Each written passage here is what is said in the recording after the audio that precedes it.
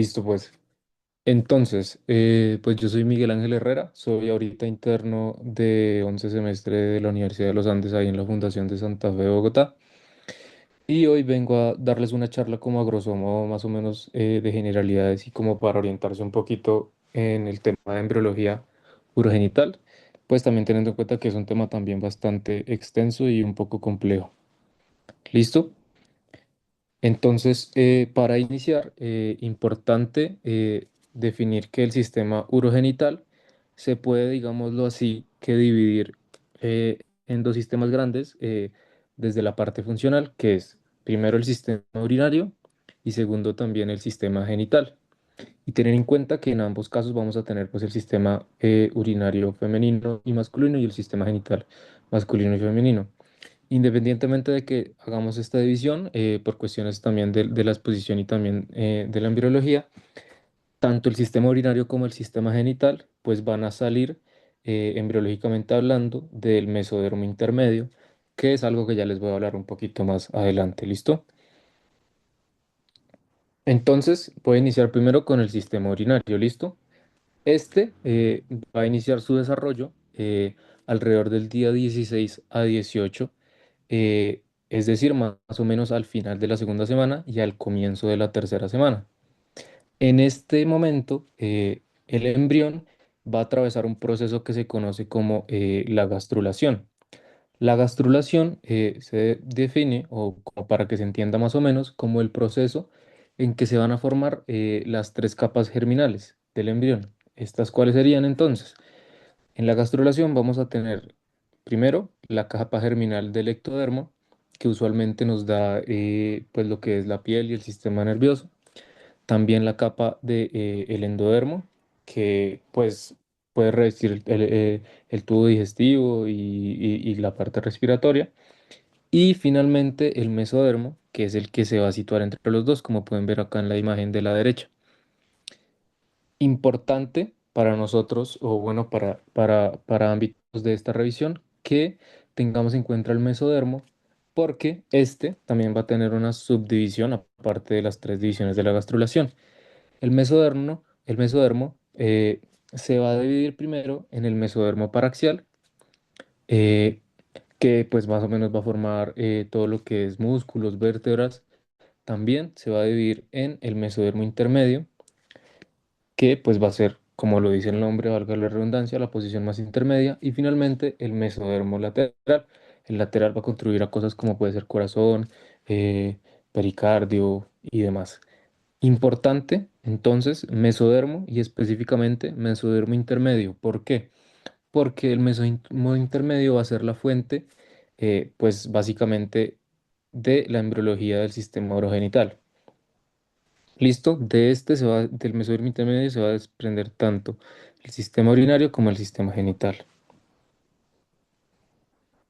Ahora, alrededor del día 18 y 21, eh, de toda la parte del mesodermo intermedio, vamos a tener la cresta urogenital, que pues se va a hacer visible, como pueden ver ahí en la imagen, como una elevación paralela a la notocorda, que pueden ver ahí en la imagen también. En esta etapa, pues todavía las células van a estar, podemos decirlos en términos coloquiales, inmaduras, pero pues básicamente aún no van a estar comprometidas para formar como tal un riñón o un ovario o un testículo de forma definitiva. Entonces vamos a tener como tal una gónada indiferenciada, ¿listo? Importante que básicamente después de eso, en el día más o menos 22 a 25, va a aparecer el primero de los tres riñones. En nuestros casos vamos a tener el pronefos, el metanefros y finalmente eh, el mesonefros, ¿listo? Estos van a ser los tres riñones iniciales.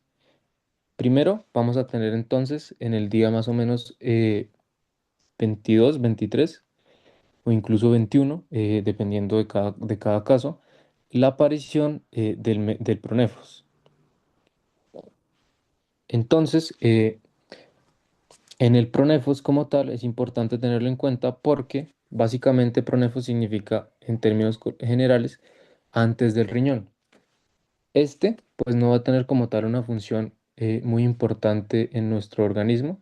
Es más que todo, por decirlo así, rudimentario y precursor de los otros dos riñones que les voy a mencionar. Y va a estar formado por pequeños túbulos segmentados que son llamados usualmente nefrotomas. Como pueden ver en la imagen de la derecha, la partecita café tiene la señalización del nefrotoma. En este caso, pues estos van a estar ubicados en la región cervical y no van a formar, como les estaba mencionando, ninguna unidad excretora. Su papel pues va a ser más que todo morfológico y y señalizador. ¿Esto qué quiere decir?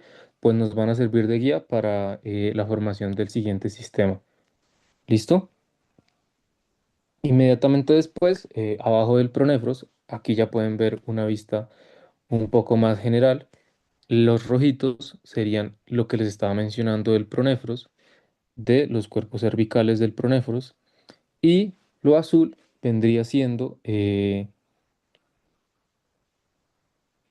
el mesonefros, ¿listo? Este va a aparecer más o menos en la quinta semana, en el día 28, incluso día 35, y se va a llamar como tal riñón intermedio, ¿listo? Por eso el nombre de mesonefros. Este va a formar como tal túbulos con los glomérulos y va a establecer un contacto eh, con el conducto excretor longitudinal que se llama el conducto mesonéfrico o el mejor conocido como conducto de Wolff. ¿Listo? Además, pues en el embrión como tal, el mesonefros ya va a cumplir una función que es que va a poder filtrar el plasma y va a poder generar un ultrafiltrado que drena por el conducto de Wolff hacia la cloaca. La cloaca es esta coloración amarilla que pueden ver aquí en la parte más distal del embrión. ¿Listo?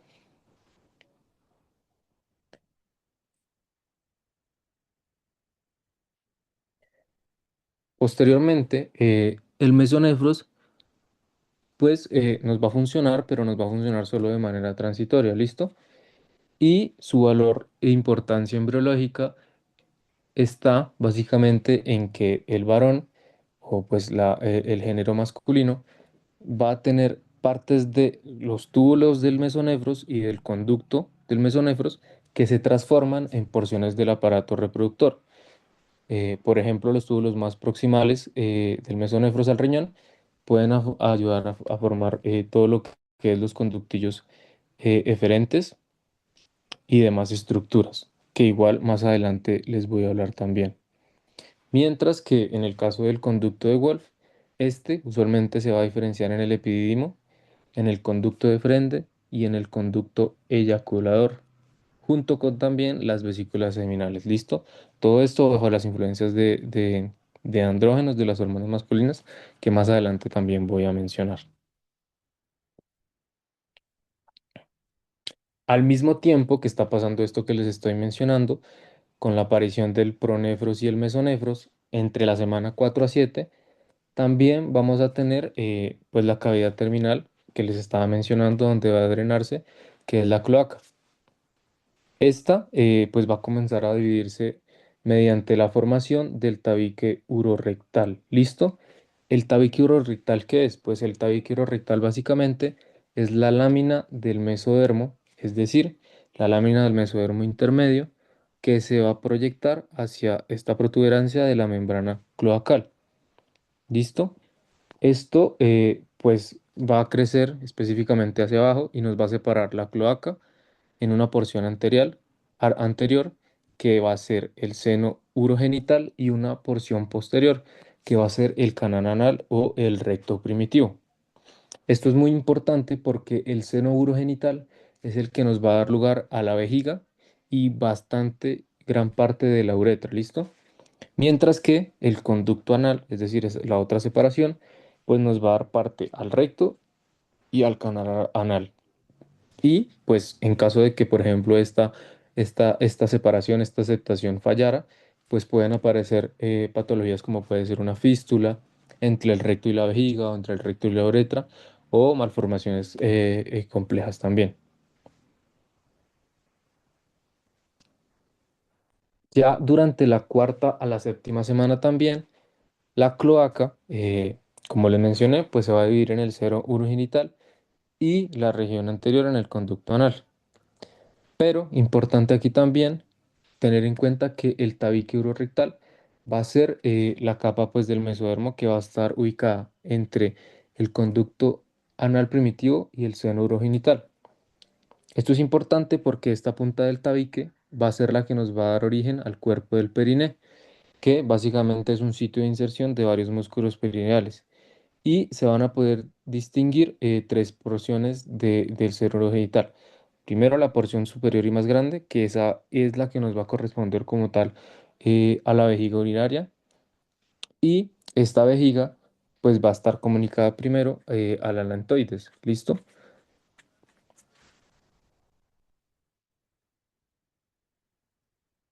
Asimismo, pues mientras todo esto está sucediendo, va a surgir pues ya finalmente la estructura que nos va a dar lugar al riñón definitivos. Entonces, como les he venido mencionando, tenemos pronéfros, mesonefros y metanefros. Pronéfros, el precursor, mesonefros, digamos que la transición, que igual sí puede persistir y puede ayudarnos a los aparatos reproductores definitivos.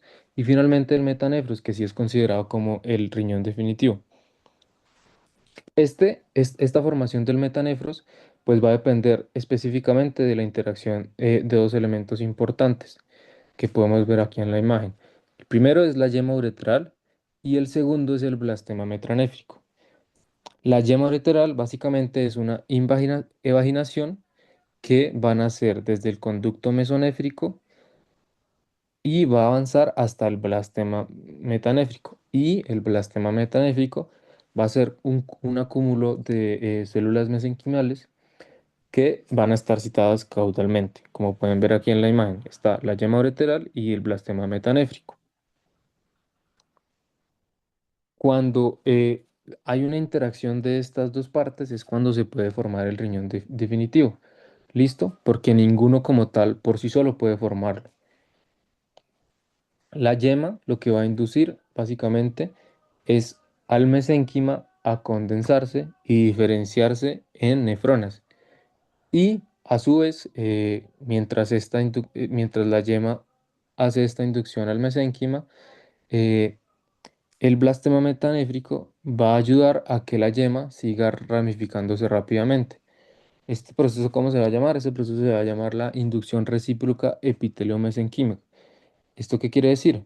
Pues que la yema ureteral y el blastema metanéfrico van a interactuar y van a formar así nefronas y más nefronas y más nefronas y posteriormente todas las partes del sistema urinario.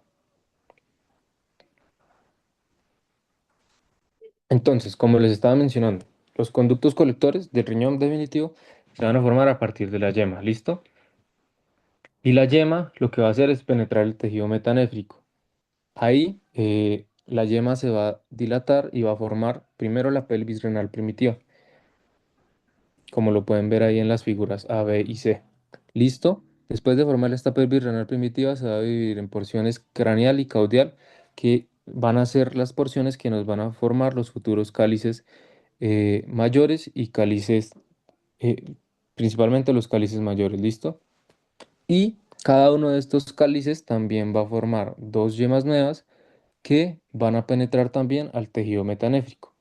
Estas yemas se van a seguir subdividiendo, subdividiendo, subdividiendo y cuando ya tengan un número considerable, más o menos hasta 12 o más generaciones, eh, pues van a formarnos los túbulos eh, que van a absorberse entre sí dependiendo de su orden, es decir, segundo orden absorbe a tercer orden y tercer orden a cuarto orden, y así van a darnos los cálices ahora menores de la pelvis renal. ¿Listo? Y ya en una fase más avanzada, incluso los túbulos de quinta generación o de quinto orden van a convertirse en lo que sería conocido como la pirámide renal. ¿Listo? Entonces, la yema ureteral nos va a dar origen a al ureter, a la pelvis renal, a los cálices mayores, a los cálices menores y entre aproximadamente 1 hasta 3 millones de túbulos colectores. Asimismo, como tenemos el sistema colector, vamos a tener también el sistema excretor. ¿Listo? Entonces, en el extremo de cada túbulo colector recién formado, también vamos a tener un capuchón de tejido metanéfrico, como pueden ver en la imagen. El túbulo colector y los capuchones de tejido metanéfrico. Y por la influencia de los túbulos de las células del capuchón, se nos van a dar origen las vesículas pequeñas, que son las vesículas renales, que a su vez nos van a derivar también los túbulos pequeños que tienen la forma de S, como pueden ver en la imagen. Aquí vamos a tener capilares que crecen hacia el interior de la dilatación del extremo de la S específicamente y se diferencian en los glomérulos. Estos túbulos, junto con los glomérulos, nos van a dar origen a lo que conocemos como las nefronas o unidades excretoras, que también las mencioné anteriormente. Y en el extremo ya más proximal de cada una de estas nefronas se va a generar la cápsula de Bowman, que pues va a ser esta concavidad que conocemos eh, producida por el glomérulo. ¿Listo? Ahora, en cuanto al sistema genital, importante conocer que va también a iniciar a partir de la semana 4 con las células germinales primordiales. ¿Listo? ¿Cuáles son las células germinales primordiales? Pues en el dibujo de la izquierda podemos ver que hay unos punticos rosados, las cuales son las características células primordiales germinales. Estas se van a encontrar, como se puede ver ahí, en la pared del saco vitelino y entre aproximadamente la semana 4 a la semana 6 van a migrar por todo el mesenterio dorsal y se van a desplazar hasta invadir las crestas gonadales, como podemos ver en la imagen de la derecha, en la imagen B. ¿Listo? Si estas células pues no alcanzan, por ejemplo, su destino en la gónada, pues puede resultar en una malformación o en una cuestión incluso estéril. ¿Listo? Y importante que la decisión ya como tal sexual nos va a ocurrir en la semana 6 a la semana 7 y va a depender específicamente de la presencia o ausencia del gen SRY. ¿Listo? De lo que estamos viendo en esta imagen, aún no nos está definiendo la decisión sexual genómica, sino lo que ocurre en la semana 6 a 7 con el gen SRY. ¿Listo? Que está específicamente presente en el cromosoma Y. Entonces, ¿cuándo vamos a tener diferenciación masculina? Cuando el gen SRY está presente.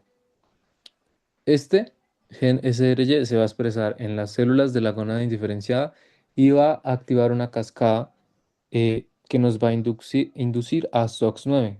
¿Qué es SOX9? SOX9 es un factor de transcripción que nos va a promover la formación de todo lo que es cordones testiculares y diferenciación de las células de Sertolini, que son las células de Sertolini. Las células de Sertolini son las células que nos van a sostener y a nutrir las células germinales y asimismo la organización estructural de todo el testículo. ¿Listo? Entonces, las células de Sertolini a su vez también van a producirnos la hormona antimuliránea, que también es llamada la hormona inhibidora de los conductos muliranos, y esta hormona antimuliránea nos va a inducir la regresión de los conductos paramesonéfricos. ¿Listo? O pues los mismos conductos de Müller, se puede decir de ambas formas, que pues son los que nos van a dar origen a las trompas, al útero, a la porción superior de la vagina. ¿Listo? Y al mismo tiempo, bajo el control del SF1 y otros factores, las células de Leydig se van a diferenciar y nos van a comenzar a producir testosterona. La testosterona es la que nos va a mantener y diferenciar los conductos de Wolf. ¿Listo? Que en el varón pues nos van a formar todo lo que es el epididimo, el conducto de frente y las vesículas seminales. Aquí pueden ver en el diagrama más o menos como un resumen de eso. Y también al lado del cuadrito que puse. Entonces, cuando el embrión tiene un cromosoma XY, se va a expresar por el Y, el gen SRY. Este nos va a inducir la formación de los cordones sexuales que van a originar los cordones testiculares. Y estos cordones se van a conectar hacia el hilio y nos van a formar la retetetis. ¿Listo? Cuando nos forman la retetetis, quedan separados del epitelio superficial por la túnica albungínea, como pueden ver acá en la imagen de la derecha, la B. ¿Listo? Y entre los cordones nos van a aparecer también las células de Leydig, que ya se las mencioné nuevamente, que desde la octava semana van a producir testosterona y nos van a determinar que se diferencian los conductos genitales y los conductos genitales externos masculinos. ¿Listo? Ahora, en cuanto a los conductos genitales, estos van a tener una etapa indiferenciada. Como se puede ver en la imagen, vamos a poder ver tanto los conductos de Wolf como los conductos de Müller, teniendo en cuenta conductos de Wolf hombre y conductos de Müller mujer.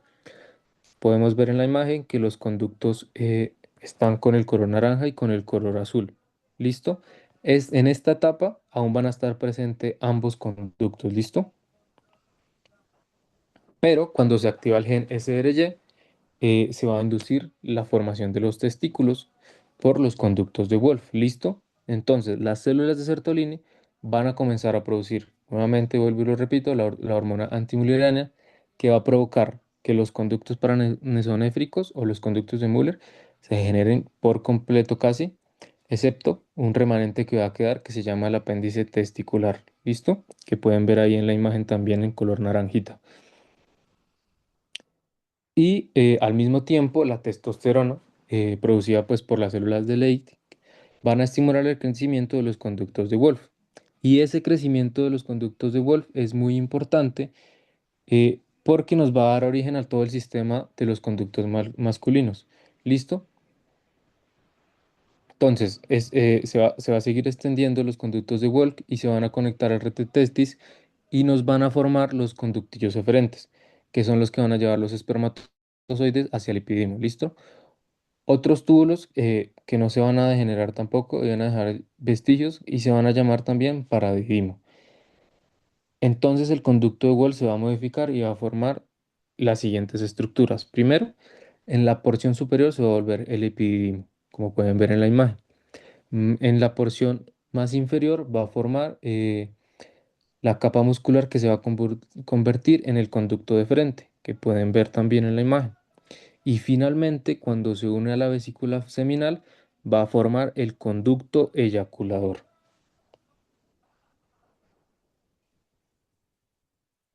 Ahora, cuando el SRY no está presente, el gen SRY no está presente, porque no tenemos el cromosoma XY, sino XX, pues básicamente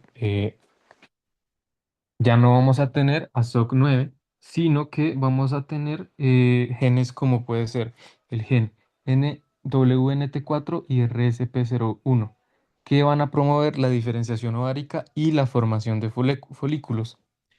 En este caso también vamos a tener otro tipo de gen que va a ser DAX1, que va a inhibir al que les mencioné anteriormente, que es SOX9, que es el que ayuda en el caso de la diferenciación masculina, lo que nos va a permitir también el desarrollo de los cordones corticales que son típicos del ovario y la formación del estroma ovárico. ¿Listo?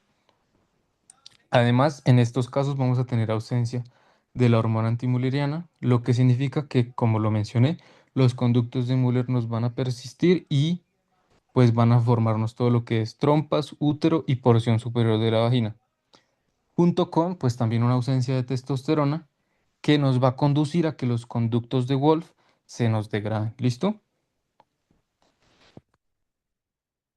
Ahora, en cuanto a el embrión femenino, el cariotipo XX, pues los cordones sexuales primitivos no se van a mantener como en el varón y se van a fragmentar y van a formar unas acumulaciones celulares irregulares que lo que van a contener son células germinales primitivas. Estas células germinales primitivas van a ocupar la parte de la médula del ovario, pero posteriormente van a desaparecer y van a ser reemplazadas por todo lo que es el estroma vascular que nos va a formar finalmente la médula ovárica. Y a diferencia, por ejemplo, del testículo, el epitelio superficial de la gónada pues va a seguir proliferando, ¿listo? Y más o menos a eso de la séptima semana, esa proliferación nos va a originar una segunda generación de cordones, que son los llamados cordones corticales, que se van a mantener cerca de la superficie y van a penetrar el parénquima subyacente. Ya en el tercer mes, estos cordones se van a dividir en grupos celulares pequeños y eh, las células de estos grupos se van a seguir replicando y van a comenzar a rodear cada ogonia con una capa de células folliculares, como pueden ver en la imagen de la derecha. ¿Listo? Ahí vamos a tener el origen de la estructura básica del ovario, que es conocida como el folículo primordial, que pues va a permanecer inactivo hasta la pubertad. En cuanto a los conductos genitales femeninos, eh, como no hay el gen SRY, pues no se van a formar los testículos y no van a haber tampoco células de Sertolini ni hormona antimurina. Entonces, los conductos de Müller van a persistir de forma natural, como lo he ido mencionando, y como no hay testosterona, tampoco vamos a tener a los conductos de Wolff. Entonces, los conductos de Müller se van a convertir en trompas de falopio, en útero y en la porción superior de la vagina. ¿Listo? Ahora, vamos a tener también a los genitales externos. Estos, igual que los conductos, también van a tener una etapa indiferenciada hasta aproximadamente la semana 8. ¿Listo? En estos casos vamos a tener tres estructuras importantes que deberíamos conocer, que son las estructuras precursoras de los genitales externos. Primero, el tubérculo genital, que lo pueden ver ahí en la imagen. Segundo, los pliegues uretrales, que también los pueden ver en la imagen. Y tercero, las prominencias labioscrotales. ¿Listo? Ahora, en el caso de la diferenciación masculina, en presencia ya de los andrógenos, el tubérculo genital se va a alargar y va a formar lo que conocemos como el pene. Y los pliegues se van a fusionar y van a formar la uretra peniana. Mientras que las prominencias labioscrotales se van a fusionar y van a formar el escroto. ¿Listo? Como se puede ver en la imagen. Todo esto gracias a la presencia de pues, la testosterona producida por las células de Leydig y por la 5-alfa reductasa específicamente que nos va a convertir la testosterona en dihidrotestosterona, que es el andrógeno que nos va a facilitar esta conversión de estas tres estructuras primordiales, listo, precursoras. En cuanto a los genitales externos femeninos, en ausencia ya de andrógenos, pues estas estructuras se van a transformar primero el tubérculo genital en el clítoris. Segundo, los pliegues ureterales en los labios menores. Tercero, los labios escrotales en los labios mayores y eh, una estructura conocida como el vestíbulo se va a transformar en la uretra y en la vagina.